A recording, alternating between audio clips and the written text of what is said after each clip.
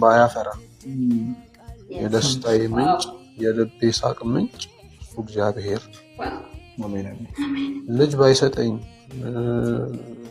መካኖች ቢበዙ ራሱ የደስታዬ አሜን። ፍጹም የሆነ ደስታ ከእግዚአብሔር ዘንድ የሚገኝ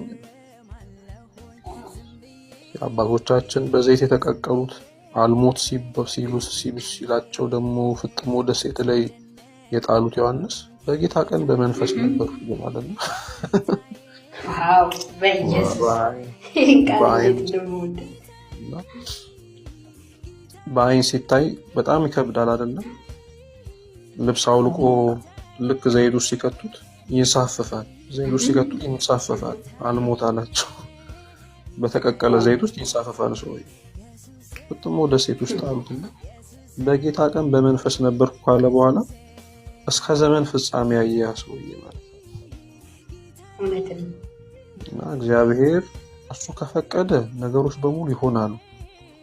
እሱ ካልፈቀደ እንድንሞትም ከፈቀደ እንሞታለን አይደል? ሐዋርያት ሥራ ምዕራፍ 12 ላይ ሄዳችሁ ስታዩት እኮ ያዕቆብን አስገድሎ ጴጥሮስን ሲፈታ ታያላችሁ። በቃ እግዚአብሔር ሉዓላዊ እኮ ነው በእኛ ህይወት። አሜን። በእናንተ ህይወት በእኔ ህይወት እግዚአብሔር ሉዓላዊ። ዛሬ ነገ እንድሞት ከፈቀደ እግዚአብሔር ይገድለኛል። እግዚአብሔር ሉዓላዊ። ልጅ እንዳይኖረኝ ከፈለገ አይስጠኝ። እግዚአብሔር ሉዓላዊ። 10 ልጅ 15 ልጅ ያላመነ ሰው እኮ